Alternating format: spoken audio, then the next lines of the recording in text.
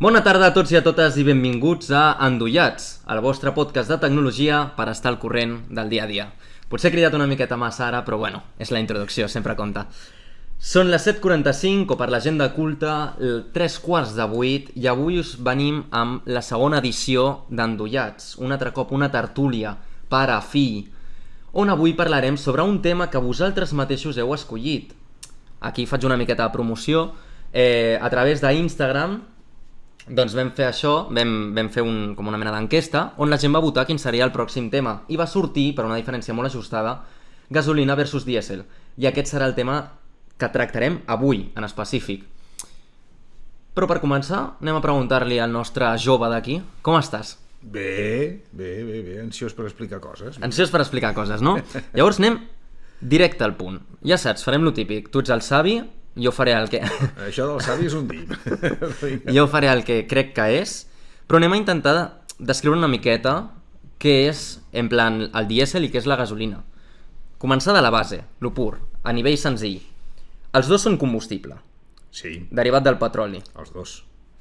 Són hidrocarburs, Correcte. que un hidrocarbur és una cadena orgànica formada per carboni i hidrogen. Sí, són carburs alifàtics. Es diu alifàtics els que són cadena lineal. Vale. General, perquè n'hi ha d'altres que poden ser circulars, etc. Això generalment són hidrocarburs alifàtics, cadena recta. Cadena recta, vale? O sigui, vol dir que aquest líquid està composat per tot de cadenes.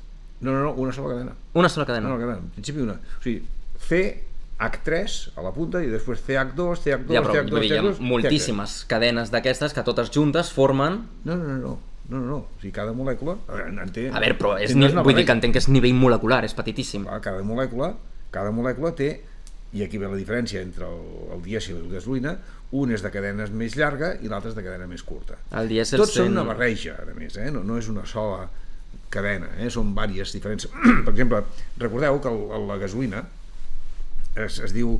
De quants octanos és la gasolina? Què és l'octano? L'octano és un hidrocarbur de 8 carbons, com bé indica el seu nom. I de fet hi ha l'heptano, hi ha l'octano, i les cadenes de gasolina, o sigui, la gasolina és una barreja que està entre 5 i 10 carbons. Per cadena. Per cadena. Vale. I això li dona unes característiques de punt d'ebullició, de viscositat, etc. El dièsel és el mateix, però la cadena és més llarga. La cadena se'n va cap a 18-20. El pes molecular... O sigui, quasi el doble. Més del doble. Quasi bé el doble, sí, quasi bé el doble. O sigui, el pes molecular mitjà del dièsel està a 200 i pico i el pes molecular de la gasolina està a 100 i escaig. 100 poc. Sí, o sigui, més del doble. O sigui que és simplement, i aquí està precisament, aquí ens dona una indicació de les diferències, O sigui, com més gran és la molècula, més pesat, més viscós, més alt punt d'ebullició. Si tirem avall, o sigui, diem que la gasolina estaria, per dir alguna cosa, al nivell de l'octano, o sigui, 8 cadenes carbonoses, si tirem avall, la de 4, quina és la de 4? Quin producte és la cadena carbonosa de 4? És el butano. El butano, El butano ja està entre gas i líquid. És gas, perdó, a temperatura ambient és gas, però amb relativament poca pressió ja es licua a temperatura ambient. Després, per sota del butano està el propano. El propano és de 3. El propano també es aconsegueix liquar a temperatura ambient. I en canvi, a la que baixem a una cadena carbonosa, que és un sol carbó, el metà, i ja, per tant, a temperatura ambient no el fas líquid, l'has de refrigerar. Llavors, això ens dona la idea, que és una de les diferències més fonamentals que hi ha entre la gasolina i el dièsel, és que el dièsel té un pes molecular més gran, és més viscós, és més oliós, té un punt d'ebullició més alt. Tot això té implicacions. Per aquesta norma de 3 vol dir també que és més líquid que la gasolina? Al revés. Al revés. La gasolina és més líquida que el dièsel. O sigui, si tu segueixes pujant, et trobes ja amb les naftes, que són més pesats, viscosos, i arriba un moment que són cera. La cera, la parafina, és quan això pot passar a tenir 30 o 40 o 50 carbons. O sigui, arriba un moment en què ja deixa de ser líquid i passa a ser que és sòlid. Quan tu puges molt el pes molecular, passa a ser que és sòlid. Tornem-hi, tot això són destil·lats del carbó que no ho destil·les amb un sol pes molecular, sempre et venen agrupats, amb una certa agrupació. Però el dièsel és més pesat i la gasolina més lleugera. Què vol dir? Vol dir moltes coses. Tot això tindrà les implicacions que anirem veient després. Pues que la gasolina, per exemple, és molt més volàtil, és més fàcil d'evaporar. Per això la gasolina, de tradició, es feia anar amb carburador. El dièsel no el pots fer anar amb carburador, simplement perquè és que no arriba a vaporitzar-se, no fa vapor. Amb carburador què vols dir? Els cotxes avui dia són pràcticament tots d'injecció. Sí. I abans eren de carburació. Què és de carburació? Les de carburació, imagina't que tu tenies un tubet petitó on arribava una miqueta de gasolina i passava aire, i aquest aire que passava per allà ja evaporava la gasolina. O sigui, no feia gotes de gasolina, sinó que la gasolina entrava en forma de gas, només per l'aire que passava. Això era el carburador, convertia la gasolina de líquid en gas. I per això en els motors se'ls diu, se li deia dona gas. Què vol dir dona gas? On està el gas? Doncs sí, era gas, perquè el que entra en el motor, en un motor de gasolina, és gas, és aire carregat de gasolina en forma gasosa. Si tu li poses una cadena carbonosa de tipus gasoil, no es vaporitza, no hi ha manera, ¿vale? I el gasoil entra a dintre del motor, després ho explicarem una mica millor, sí. En forma líquida, pulveritzat, de la mateixa manera que els pulveritzadors que teniu per posar-los colònia, però clar, allà no surt gas, et surt gotetes, ¿vale? I el dièsel entra en forma de gotetes, que aquí ha vingut precisament l'evolució dels dièsel en els últims anys. La tecnologia de fer les gotetes el més petites possible. Això ho explicarem amb més detall més endavant, però potser per acabar de parlar més aviat del combustible, no? I anem a entrar en coses com una miqueta més polèmiques. Per exemple, si jo sóc una persona a peu de carrer, vaig a una gasolinera i quan compro gasolina no veig un títol que posi gasolina, veig sense plom 95. Sí, però en realitat és gasolina sense plom 95. Sí, però aquest sense plom, què vol dir? Abans anaven amb plom? Abans tenien plom. I el plom servia per reduir l'autodetonació. O sigui, a veure com ho explico. Tot això, explicar tot això de paraula i fer-ho entendre no és senzill. La gasolina, com hem dit abans, començava abans amb els carburadors. Ara és d'injecció, però és la injecció totalment diferent de la injecció que hi ha amb dièsel. Ara veurem la diferència. La gasolina, en principi, a fora del pistó, a fora del cilindro, es vaporitza. I a dintre del cilindro ja entra una barreja d'aire amb gasolina amb estat gas. Vale? Llavors, tu això, quan es tanquen les vàlvules i el pistó puja, vas comprimint. Quan tu comprimeixes, això se'n diu la compressió diabàtica, augmenta la pressió, òbviament, perquè comprimeixes, i augmenta la temperatura. I resulta que arriba una certa condició de pressió i temperatura en què la barreja d'aire i gasolina peta sola, s'encén sola. Doncs clar, si se t'encén abans de que el pistó arribi a dalt de tot, cagada. Doncs estàs fotut, perquè el motor voldria girar al revés, ¿vale? I llavors resulta que, a més, si tu vols tenir un bon rendiment del motor, t'interessa maximitzar aquesta pressió. O sigui que has d'apretar tot allò que puguis, però que no arribi a fer autoencesa. Això se'n diu autoencesa. Vale? I llavors hi havia uns compostos de plom que s'hi posaven que servien per retardar l'autoencesa. Vale. I llavors podies comprimir una miqueta més. Va arribar un moment en què es va dir que el plom era cancerigen i que tenia un grapat de problemes, etc. I es va dir, s'ha prohibit. A partir d'ara no es podrà portar gasolina amb plom. Clar, això va posar un problema, perquè llavors havies de posar gasolines que fossin capaces d'aguantar la compressió sense encendre's, però que no tinguessin el component aquest. El plom de passada tenia un avantatge addicional, i és que, com que hi havia una certa quantitat de plom, el plom és un lubricant sòlid. O sigui que tu tenies els seients de vàlvula per on entren i surten els gasos, que clar, les vàlvules tanquen contra un seient, van obrint i tancant i van picant, quedaven lubricats d'alguna manera pel plom. Llavors, durant bastants anys, els seients de vàlvula no eren capaços d'aguantar les condicions de la gasolina que no tenia plom. I llavors hi havia, de fet encara hi ha alguns motors d'aviació antics, de disseny antic, on tu hi has de posar un petit suplement per aconseguir lubricar els seients de vàlvula. Vale? Per tant, ara es posa gasolina sin plomo, que ara ja no tindria raó de dir-se perquè tot és sense plom per llei. Vale? Però clar, hi va haver uns anys en què van conviure la gasolina que es deia la super i la gasolina sense plom. I llavors hi havia cotxes on no podies posar gasolina sense plom perquè feies malbé el seient de vàlvula. I alguna diferència notable o sense enrotllar-nos molt, però entre el 95 i el 98 del sense plom? Doncs que el 98 és capaç d'aguantar més compressió. L'única diferència, la gent es diu, és que si poso gasolina al 98 el cotxe corre més. No, si el motor està preparat per anar amb gasolina al 95 no li fa cap falta posar 98, no hi guanya res. No hi guanya res. No hi guanya res. El que passa que amb 98 tu podries fer servir un cotxe que tingui un índex de compressió una mica més alt i no se't faria autoencesa. Això avui dia ja no passa gaire, perquè clar, els motors estan molt ajustats, s'autoajusten d'alguna manera, però si tu vas a baixes revolucions amb un cotxe de gasolina i intentes fer una accelerada molt de cop, si escoltes bé a vegades sents clic, clic, clic, clic, clic, clic, clic, clic. I aquest clic, clic, clic, clic, clic és que es fa una miqueta d'autoencesa i la barreja explota un palet abans de que el pistó arribi a dalt. Això evidentment no li va gens bé al motor, No, que està clar. Però això abans es notava molt, O sigui, la gent que conduïen amb marxes molt curtes, molt llargues, o sigui, el motor molt lent, amb motors de gasolina, quan volien fer una accelerada, el primer que sentien és i era, això se'n deia picada bieles. Picada bieles. Perfecte. Seguim en aquesta direcció i ja anem a enfocar-nos una miqueta més en el dièsel.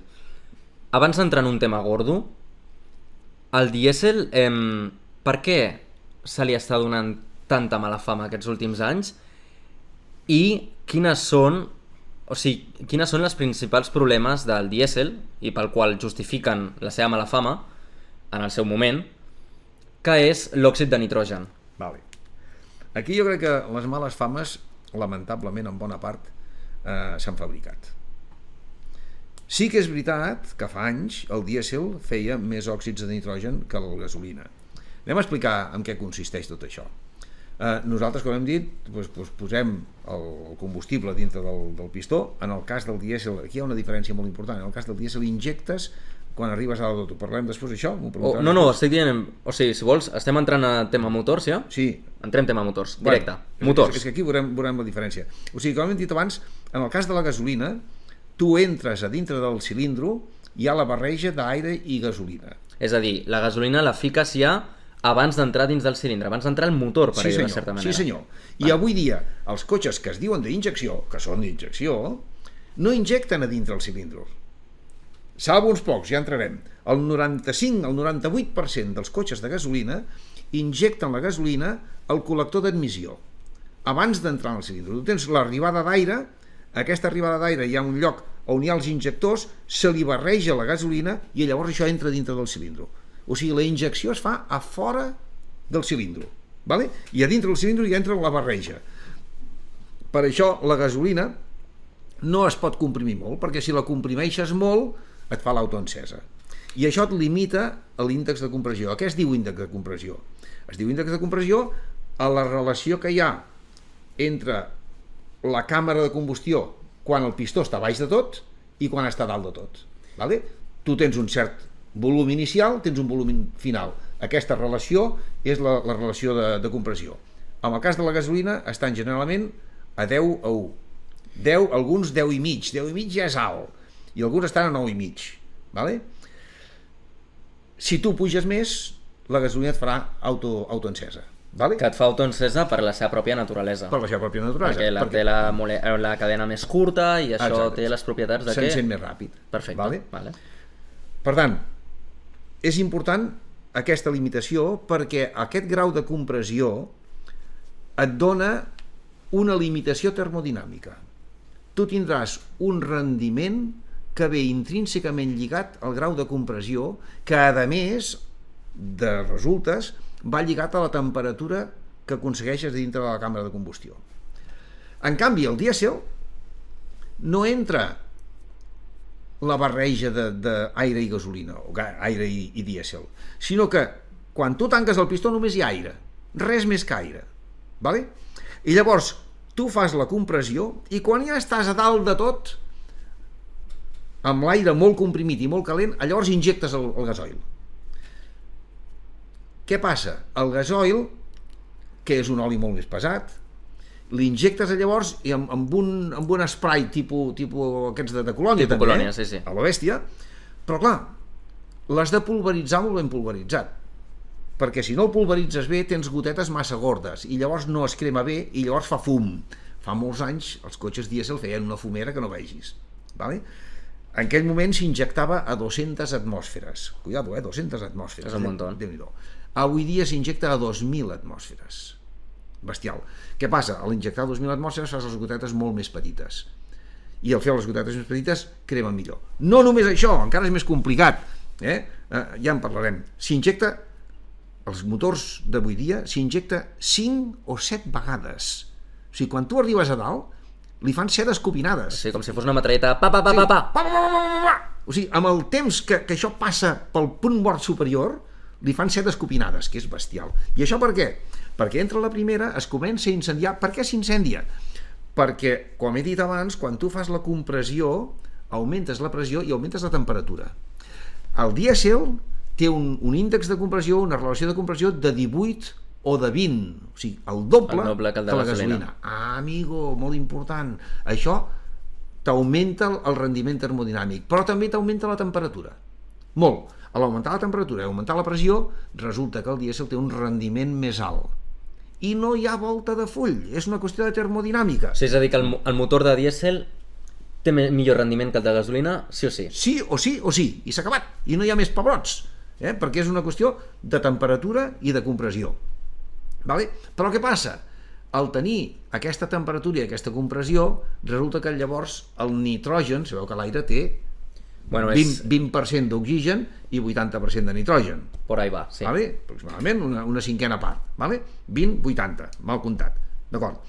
I el nitrogen es diu que és un gas inert, que no reacciona. Això és veritat a mitges.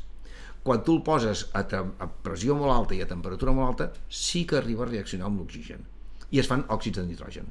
Clar, el dièsel, que té una pressió més alta i una temperatura més alta, es combina més i per tant fa òxids de nitrogen. I com que els òxids de nitrogen es va dir que eren cancerígens, doncs van dir, ui, el dièsel és un diable i això és un mal assumpte, és dolent. Bueno, això ja es va acabar fa més de 10 anys, perquè ara tots els cotxes, tots, 100% a Europa, a partir de l'Euro 5, estan obligats, Euro 5 o 6?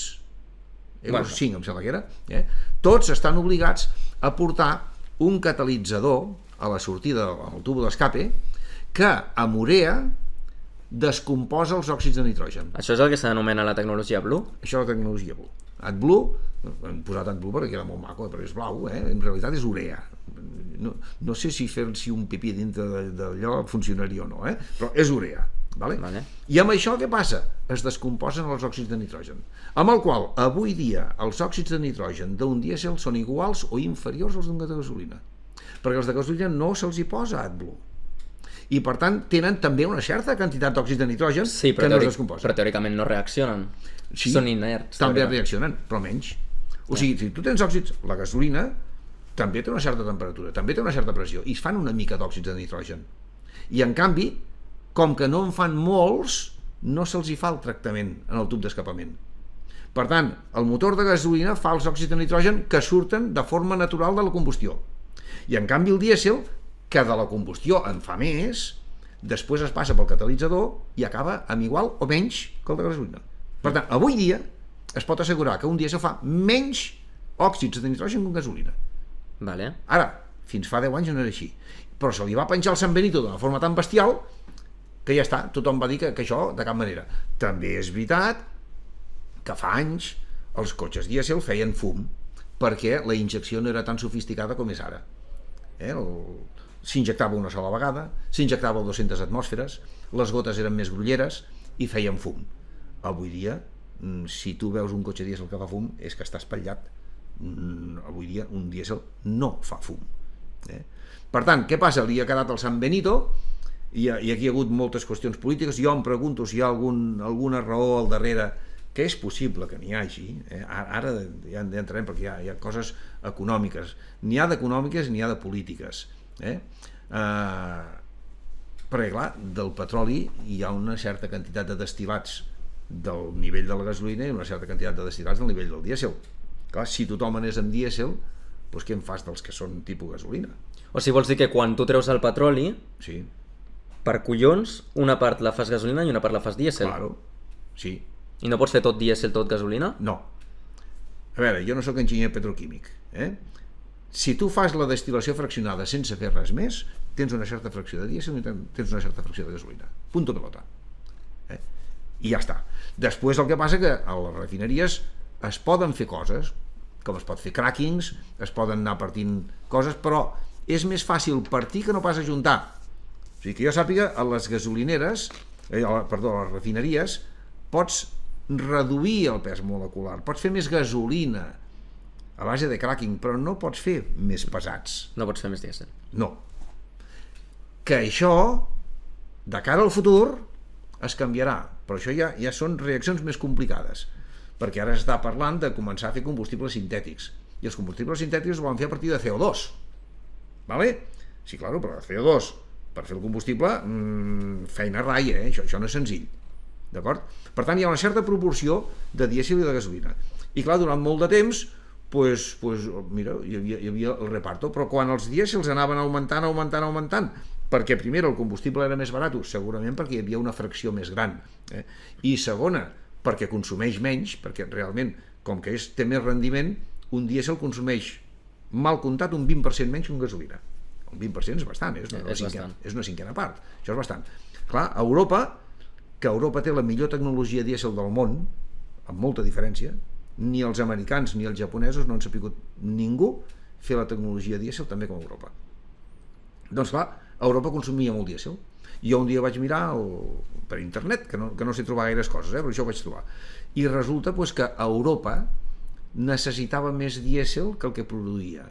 I als Estats Units, que no saben fer dièsels, i tots són gasolines, necessitava gasolina. I curiosament es creuaven, i eren, si no me'n recordo, de l'ordre de 40.000 tonelades any, si no ho recordo malament, de dièsel que venia d'Amèrica cap a Europa i de gasolina que anava d'Europa cap a Amèrica.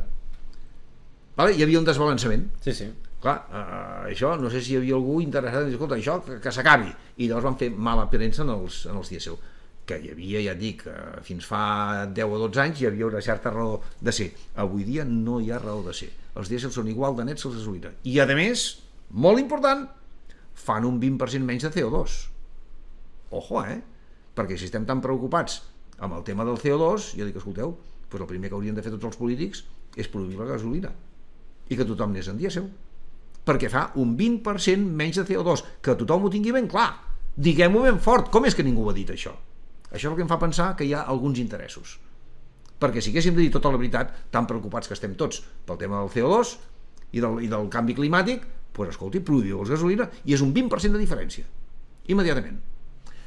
Què està passant ara? Hi ha un tema addicional, que he dit que hi ha coses polítiques i hi ha coses econòmiques, i és que des de fa un parell d'anys, fa molt poc, ha sortit una nova llei que ha fet canviar el combustible dels barcos.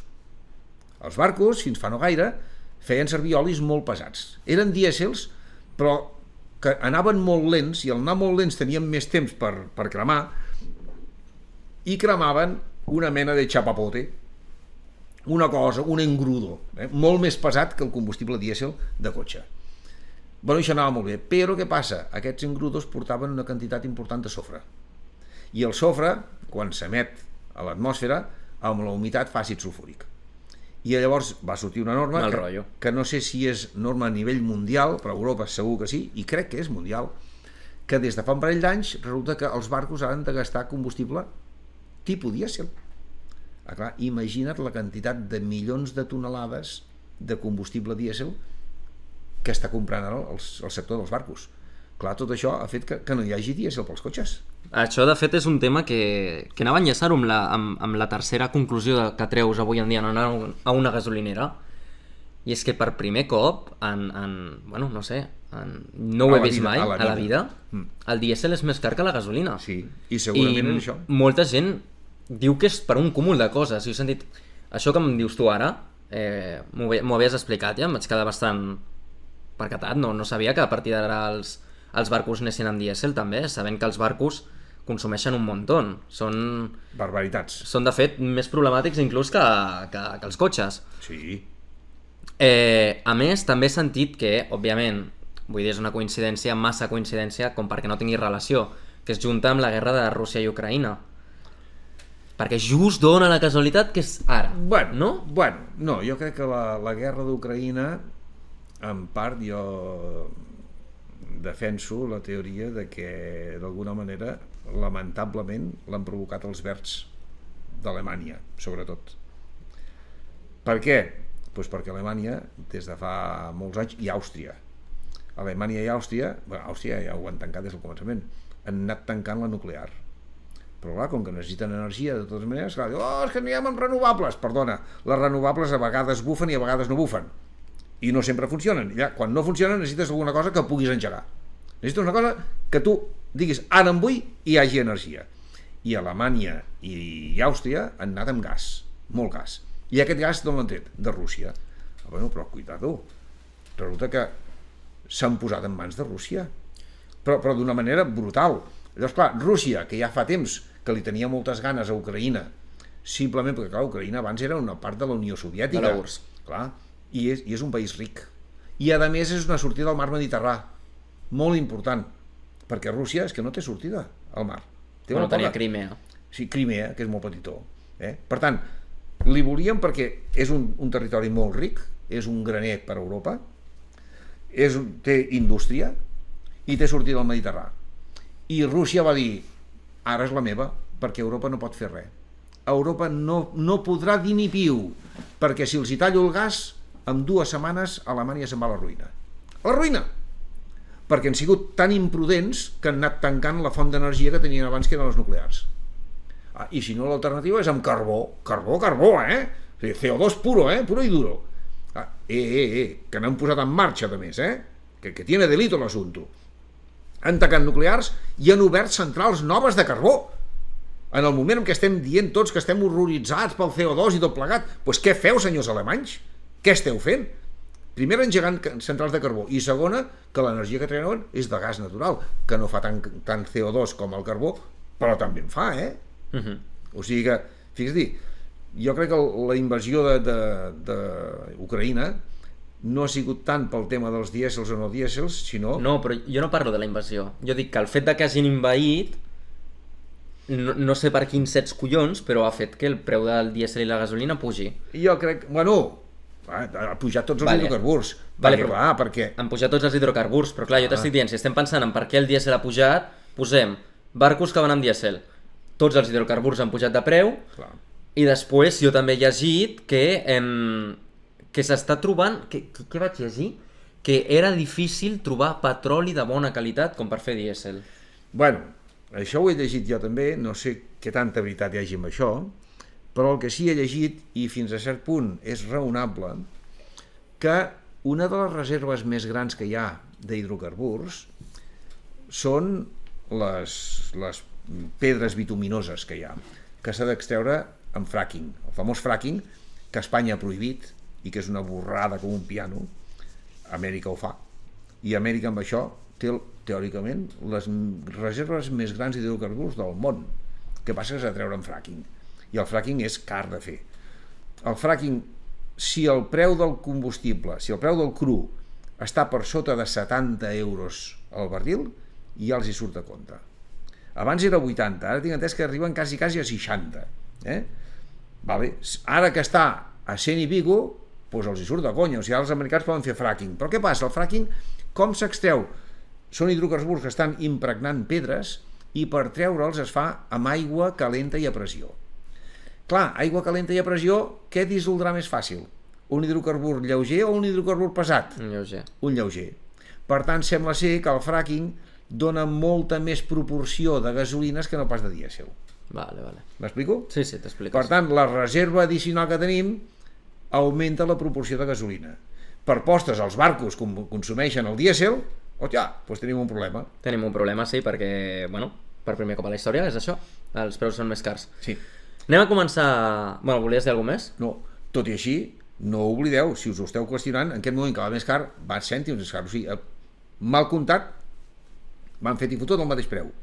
El dièsel té un 20% més de rendiment. O sigui, tu, per fer la mateixa feina, consumiràs un 20% menys amb dièsel que amb gasolina. Per tant, fins que el combustible no estigui un 20% més car, et surt més barat circular amb dièsel que no pas amb gasolina. Pues anem a fer una miqueta d'efectes pràctics abans de començar la secció de posa-li números. Llavors, efectes pràctics. Per exemple, un prejudici que s'ha tingut sempre. El camió d'anar amb dièsel. Per què el camió no va amb gasolina? Home, doncs per això mateix, perquè consumeix més. I amb un camió, que és transport, tu quan te'n vas de vacances o vas al súper, doncs mira, tu gastes el que gastes i ja està. Però un camió factura. I fer 100 quilòmetres amb gasolina o fent 100 quilòmetres amb dièsel és que surt més a compte el dièsel. Clar, un camió ha de buscar el més barat possible. Però és que a més hi ha una altra cosa. El consumir un 20% menys amb la mateixa dimensió de dipòsit fas un 20% més de distància. Clar, hi ha camions que se'n van d'aquí a Centre Europa. Clar, és repostar un 20% més de vegades. Molt important. Correcte. Més enllà, per què es diu, de la mateixa manera al revés, normalment es diu que un cotxe petit s'associa amb gasolina? Bueno, una mica pel mateix. Quan gasta un cotxe petit gasta poc, Sí. en teoria. Després resulta que els grans avui dia són tan bons que també gasten poc, però clar, gastaran més que un petit. Doncs clar, amb un petit la teva diferència de cost no serà gaire gran, però a la que tu t'agafes un tot terreny gros amb gasolina, prepara't a pagar, perquè clar, és un cotxe que pesa, és un cotxe que té una secció recta gran, per tant una resistència a la penetració de l'aire més grossa, per tant gasta. Llavors, si tu vols poder-te pagar una miqueta un tot terreny, doncs més val que t'ho rumis i que busquis d'anar amb dièsel més que no pas amb gasolina. Que pots anar amb gasolina? N'hi ha, Sí, n'hi ha. Però prepara't, Un altre comentari que volia fer. Per què es diu que... O sigui, sé per què es diu que un dièsel té més cicle de vida. I es diu que un dièsel té més cicle de vida sobretot perquè el motor va menys revolucions. Exacte. I per tant es desgasta menys. Sí. Però això de que vagi a menys revolucions, exactament per què es deu? Això és molt Però interessant. molt ràpid, perquè se'ns acaba una miqueta el Estic temps. explicant moltes coses, no? Sí. No és que estiguis explicant moltes coses, que el temps ens comença a justejar una miqueta. Vale. Així amb el nou horari que estem muntant. Mira, quan tu fas una injecció o una pressió tan alta, et trobes que costa molt mecànicament de que tots els sistemes segueixin. Abans és que era impossible. Els motors dièsel antics tenien la bomba injectora al costat del motor i tenien uns tubos metàl·lics que anaven des de la bomba injectora fins al cilindro. Bueno, quan tu augmentes la pressió, és que aquell tubo es dilata i es contrau, i llavors et creaven ondes de pressió i simplement no podies augmentar la velocitat perquè no et donava temps a transmetre la pressió. Ara, amb el Common Rail, tot això s'ha posat molt més a la vora del cilindro, i això ha passat de que els motors dièsel antics no passaven de 3.000 voltes i ara ja arriben a 4.500. Però és bo realment que vagin a revolucions altes? O sigui, No, si jo penso objectivament, si un dièsel va a revolucions més baixes, millor, no? Més tranquil. tranquil. Bueno, I un dièsel té un parell molt més alt que un gasolina. Això també és molt important, que no ho hem dit, que un dièsel amb la mateixa quantitat, per dir-ho així, fot més força que no pas un gasolina. Sí, té un parell molt més alt a baixes revolucions. Això també té a veure amb la forma en com es fa la injecció i com es fa la cremada. Vale? O sigui, és un motor de moviment més lent que fa una cremada que interessa que sigui una mica més llarga, perquè no oblidem que el combustible dièsel és més pesat que el de gasolina. Per això també dura més, perquè la gasolina, quan s'encén de cop i fa un cop, fa una patacada. O sigui, és una fatiga més alta. En canvi, el dièsel, encara que no ho sembli, és una patacada més suau, i això allarga la vida. Estem aquí desmentint moltes coses que es veien lletges del dièsel, estem ficant molts punts a favor en el dièsel, perquè és veritat, són punts que no surten normalment a la llum, no? Com consum menor, cicle de vida major. Però si tu haguessis... A veure, si existeix una raó i una persona et digués és que estic pensant entre un gasolina i un dièsel, quan li diries compra un gasolina? Ostres! És difícil aquesta, Si és que creus que hi ha la raó, des del teu punt de vista. Des del meu punt de vista com a tècnic, com a enginyer, no ho justifico. No justifiques la compra de gasolina? No. A veure, sí, si tu vols anar a fer ral·lis, i està atrapant, cuidado, els gasolines, com que podien pujar més de revolucions, i de fet et trobes motos motos que van amb gasolina, doncs hi ha motos que pugen a 12.000 revolucions. Llavors, amb un motor relativament petit, si tu fas moltes explosions, puges de potència. Per tant, amb un motor petit pots tenir més potència. Estripant, Si després no li demanis molts quilòmetres, però tu pots tenir un motor petit amb molta potència. Això, amb motors de cotxe, ja no passa. Abans passava bastant que amb la mateixa cilindrada tu aconseguies bastanta més potència amb un gasolina que amb un dièsel. Ojo, sempre i quan fossis conductor de rally, perquè això és veritat a partir de 4.000 voltes.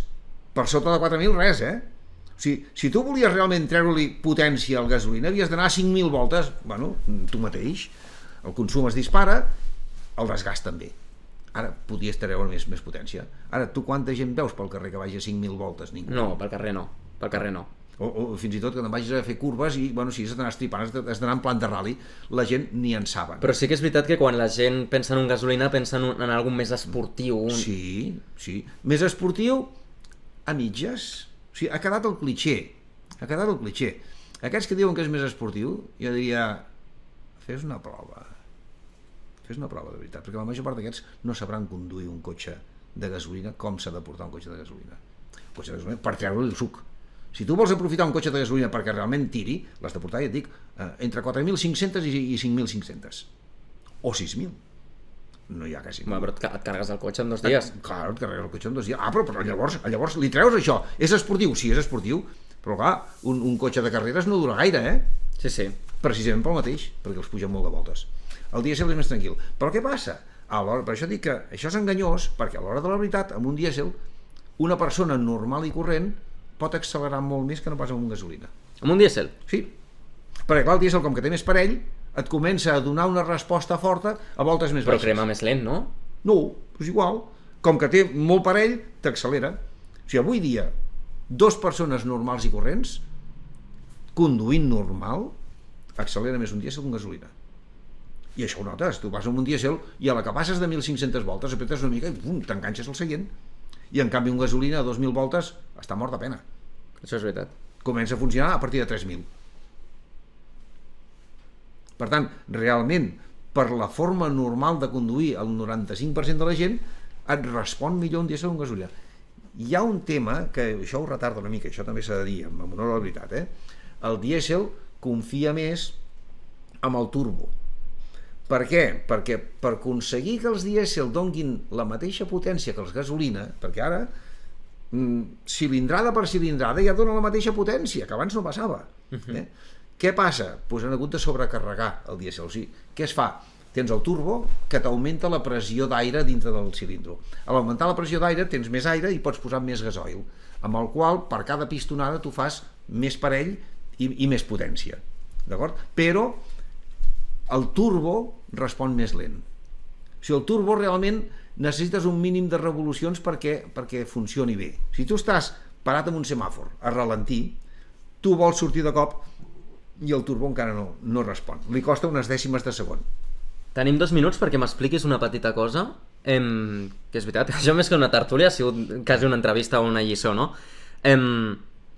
Per què quan redueixo marxa, molt ràpid, molt senzill, i ja m'ho vas explicar, crec, però perquè quedi en constància, per què quan redueixo marxa en un gasolina freno més que en un dièsel? Vale. A veure, amb un gasolina hi ha la diferència bàsica. A veure com ho explico. Amb un gasolina, quan tu deixes anar a l'accelerador, estàs tancant la boca de l'entrada d'aire. Vale. O sigui, tu tens el col·lector d'admissió i el que tens és una palometa, es diu una palometa, que tanques l'entrada d'aire i la injecció de gasolina va en funció de l'aire que entra. Si no hi entra aire, no entra gasolina. Vale? I llavors tu, en el col·lector d'admissió, estàs fent el buit. De fet, els servofrenos de gasolina van amb el buit que es fa a la càmera, al col·lector d'admissió. Llavors, clar, tu obres les vàlvules i el pistó intenta xuclar i no pot. O sigui, és com si tu et tapessin la boca. Intenta respirar amb la boca tapada. Cony, no pots. Vale? Doncs el motor de gasolina, quan tu deixes anar l'accelerador, es tanca la palometa. Clar, si tu estàs reduint, no tens l'accelerador apretat. L'accelerador està fora. Fora, clar. Per tant, tu tens el buit. I llavors, cada vegada que s'obre la vàlvula, intenta xuclar i no pot, i això el frena. En canvi, el dièsel no té palometa. L'aire entra sempre franc. Per tant, sí que et redueix una mica, doncs perquè, home, estàs comprimint els gasos i tot plegat, però no tens la frenada del buit que et fa l'admissió. I per això. I això no té res a veure en si el cotxe és automàtic o manual, perquè si tu amb automàtic pots gestionar la reducció de marxes tu mateix... Exacte, igual. A veure, el dièsel també reté, però no tant com gasolina. Un gasolina sempre reté més. Rapidíssim. Per què creus que tots els híbrids que s'estan fent ara, la majoria són híbrid gasolina i no híbrid dièsel? Perquè teòricament pensat seria poc CO2 i elèctric. No ho comprenc. No hi sé cap raó. Si jo hagués de dissenyar un cotxe híbrid, el faria dièsel. O sigui, desconeixem el motiu. Ho desconec. L'únic que m'ho fa pensar és el tema aquest del desbalançament de la quantitat de dièsel i gasolina que hi ha, que degut a la conversió dels barcos i tot això serà més fàcil tenir gasolina que dièsel. Per mi és una animalada. Des d'un punt de vista econòmic, tècnic, no hi ha raó. I de fet, abans Peugeot tenia... I ara em sembla que Mercedes ja en torna a fer. Mercedes fa algun híbrid dièsel. Perfecte, doncs passem a la secció Posa-li números. Una miqueta de joc. Ja sabeu, la gent que esteu en el chat podeu jugar també si voleu. La gent que ens està escoltant en diferit, doncs penseu vosaltres, no? La veritat és que és una secció Posa-li números, però amb pocs números avui. És més un cert o fals, ¿vale? I és més un quiz per veure si heu entès què és el que s'ha anat parlant durant aquesta tertúlia. Primera pregunta. S'ha de dir cert o fals, Aquest març 2022 va ser el primer cop a la història d'Espanya que el litre de dièsel era més car que el de gasolina. Jo crec que sí que és veritat. Cert. Crec que mai havia sigut tan car. És el que hem estat comentant, perfecte. Següent. En el nou Peugeot 308, en mateixa potència, mateixa cilindrada, com si les condicions fossin exactament iguals, la gasolina consumeix de mitja 4,3 litros cada 100 quilòmetres i el dièsel 5,5. Impossible. O sigui, fals? Fals. Fals, Fals. Per cert, els que esteu comentant pel xat, molt bé, us veig actius, us veig bé.